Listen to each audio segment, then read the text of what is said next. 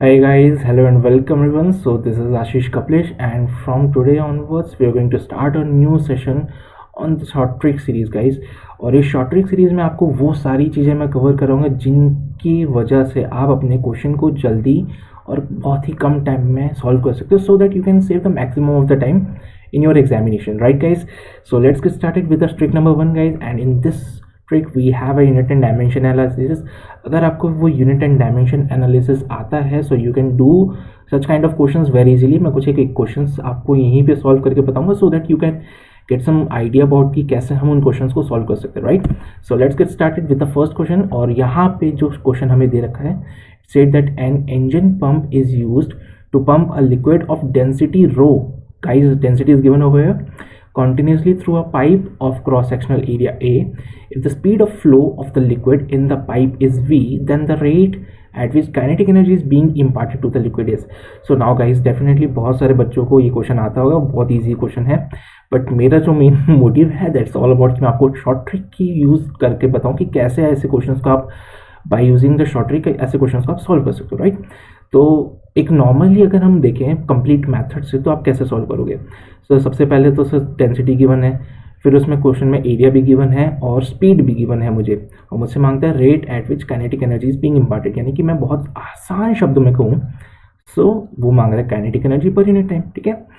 अब वो कैसे निकालें? तो बच्चा जानते हैं कि kinetic energy is nothing but half m v square और अपॉन में टाइम लगा देना है, यानी कि इसको मैं लिखूँ so it can be written as half m v square upon t, ठीक है?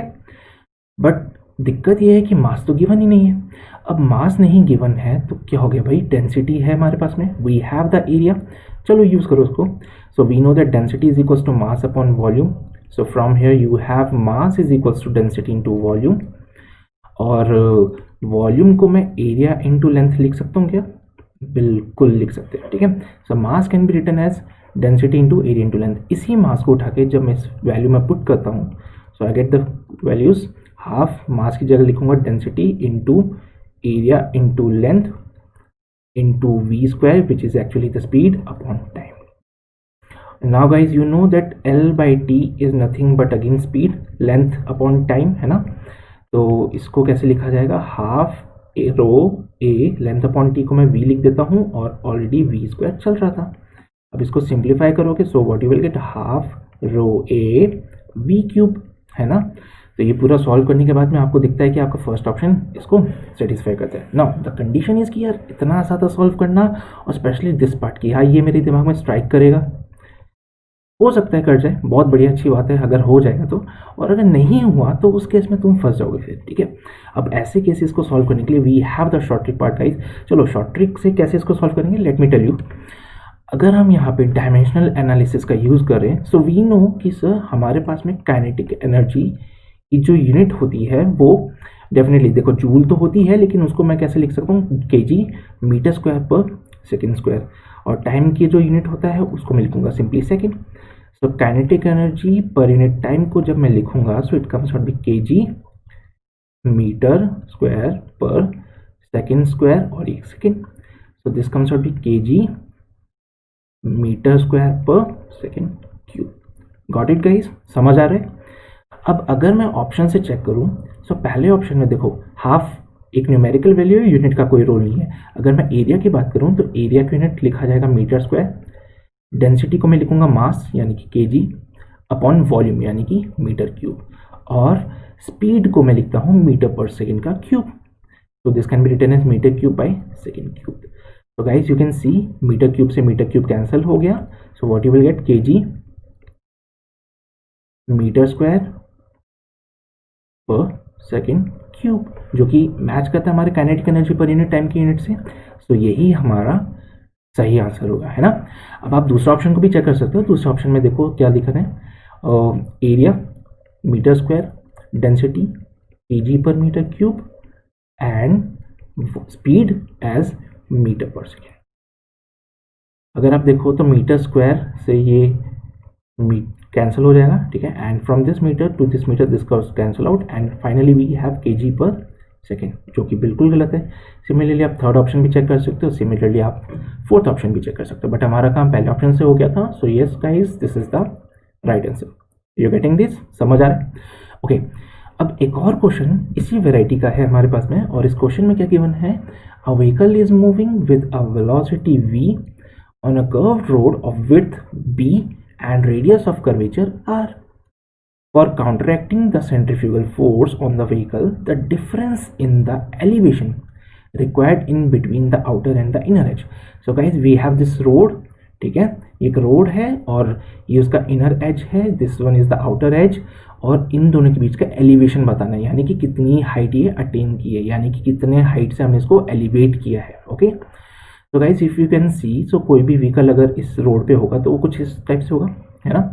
And if you guys remember, so this is the scenario of banking of road, ये सिनेरियो है बैंकिंग ऑफ रोड का। अब जब अगर तुम्हें फॉर्मूला याद हो बैंकिंग ऑफ रोड का, so we have tan theta is equal to v square by r g, yes, ठीक है। तो बैंकिंग ऑफ रोड के केस में we have the formula tan theta equal to v square by r g, where theta is the angle of inclination, v क्या है बच्चे, speed है, r is the radius of curvature, r क्या है, radius of curvature, got it. Okay, अगर आप यहाँ से देखो इसको, so you can find a right angle triangle over here, है ना, और राइट एंगल ट्रायंगल में हम सब जानते हैं that tan theta is equal to perpendicular upon base. यहाँ पे परपेंडिकुलर कौन है, हाइट h, बेस कौन है, विड्थ b, तो tan theta h by b आ गया। तो हम इसको इक्वेशन नंबर 1 कह देते हैं, this one is the equation number 2, and on comparing equation number 1 and 2 we get v square by r g is equals to h by B.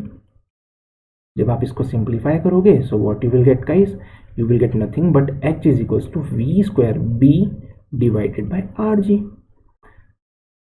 ये हमारा फाइनल आंसर आया है और ये हमें मिलता है हमारे फर्स्ट ऑप्शन में, राइट। अब ये चीज़ें तो ठीक है, बैंकिंग ऑफ रोड का सिनेरियो या उसका फॉर्मूला अगर हमारे दिमाग में एग्जाम के टाइम पे स्ट्राइक नहीं करा तो हम तो फंस गए, ठीक है। तो ऐसे केसेस में अगेन गाइस हम डायमेंशनल मेथड का यूज़ कर सकते हैं। हम देख सकते हैं कि हमें क्या फाइंड करना है, actually we have to find the difference in the elevation required in between the outer and the inner edge, यानी कि मुझे h फाइंड करना है। h की यूनिट होती है मीटर, h की यूनिट है मीटर। तो आप ऑप्शन से चेक करो किसको सॉल्व करने के बाद में मीटर मिलता है। यहाँ पे देखो v क्या है बच्चे, स्पीड है, इसको मैं लिखता हूँ मीटर स्क्वायर पर सेकेंड स्क्वायर। b क्या है, b is the width, b की यूनिट भी क्या हो जाएगी, मीटर हो जाएगी। डिवाइड में r is the radius of curvature, r क्या है बच्चा, रेडियस ऑफ कर्वेचर है, और अगर रेडियस ऑफ कर्वेचर को आप ऑब्जर्व करो तो इट्स अगेन द लेंथ, है ना, तो इसका यूनिट भी मीटर।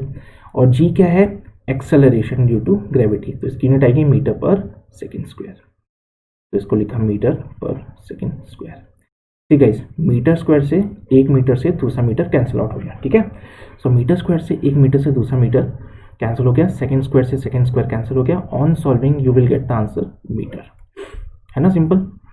अब यही तुम सेकेंड नंबर के ऑप्शन को चेक करो, वैसे तो हमारा आंसर आ चुका है, लेकिन अगर फिर भी सेटिस्फेक्शन के लिए, सो v की जगह लिखा जाएगा मीटर पर सेकेंड इनटू b की जगह लिखा जाएगा मीटर अपॉन में radius of curvature is again meter, and g की जगह मीटर पर सेकेंड स्क्वायर।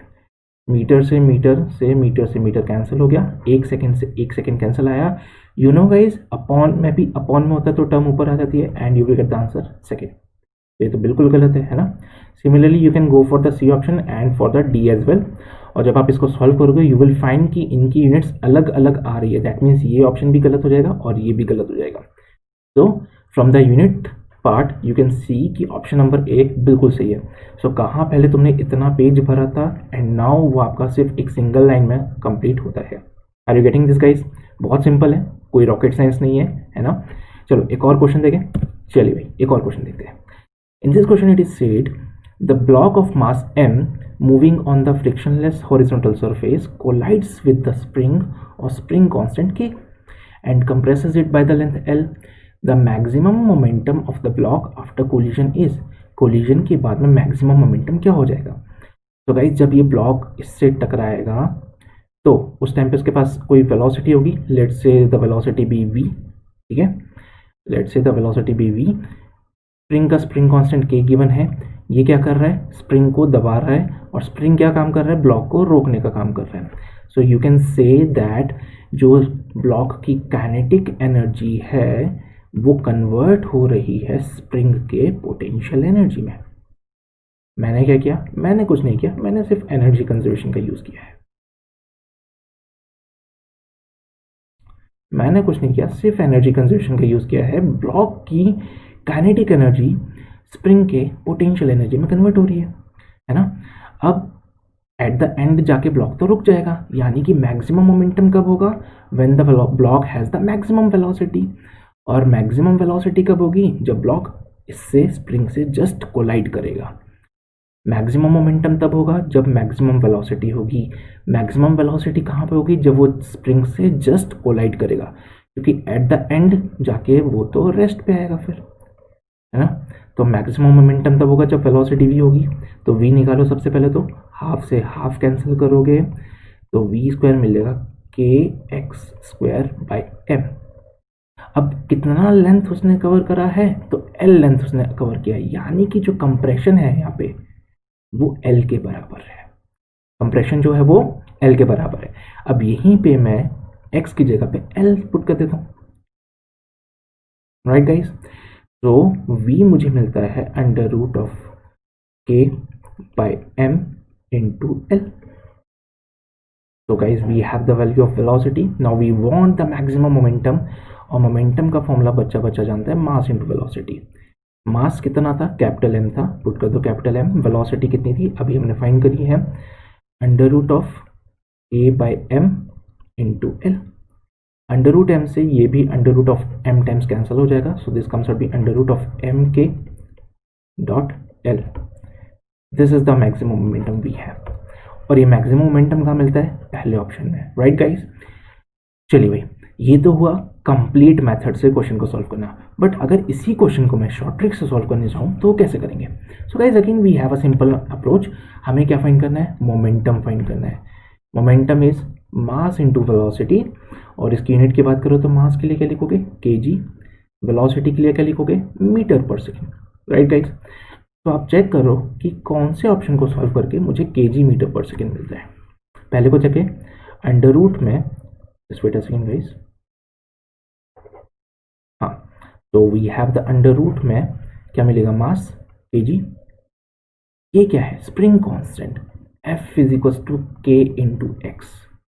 तो from here you have the value of K is equal to F by x. Force को क्या लिखोगे बच्चे, मैं इसको नीचे सॉल्व कर दूं, ठीक है। तो k can be written as f by x. Force क्या होता है बच्चे, मास इंटू एक्सेलरेशन, यानी कि kg मीटर पर सेकेंड स्क्वायर, और अपॉन x क्या था बच्चे, एलोंगेशन था, x क्या था, कंप्रेशन था, ठीक है। Since x is the compression, तो एक बड़ी सिंपल सी अप्रोच मेरे पास आती है कि सर जी इसकी यूनिट तो मीटर हो जाएगी, तो मीटर से तो मीटर कैंसिल हो गया, so you have the answer kg पर सेकेंड स्क्वायर। तो ये k का भी यूनिट आ गया मेरे पास, तो लिखा जाएगा kg पर सेकेंड स्क्वायर, और लेंथ का मीटर लिख दिया मैंने। अब अंडर रूट है बच्चे, अंडर रूट से आप जानते हो एक ही बाहर आता है, सो kg बाहर आ गया और अपॉन में सेकेंड बाहर आ गया, और बाहर m इनका वेट कर रहा था। जब ये तीनों आपस में मिलते हैं तो ये मोमेंटम की यूनिट बना देते हैं, और इसी हिसाब से हमारा पहला ऑप्शन को सेटिस्फाई कर देते हैं। Now you can go for the second option also. क्या लिखोगे, k की जगह पे क्या यूनिट लिखोगे, kg पर सेकेंड स्क्वायर इंटू एल की जगह पे meter square divided by 2 into mass कितना है, kg में होता है बच्चे, है ना।